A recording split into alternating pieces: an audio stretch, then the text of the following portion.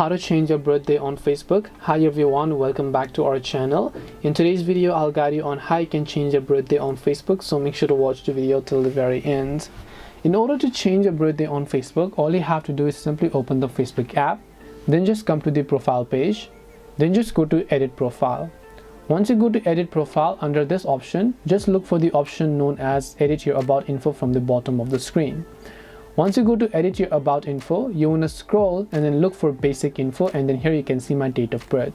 So tap on the edit option.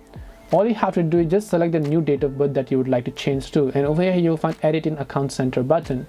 So tap on edit in account center option, as you can find it over here.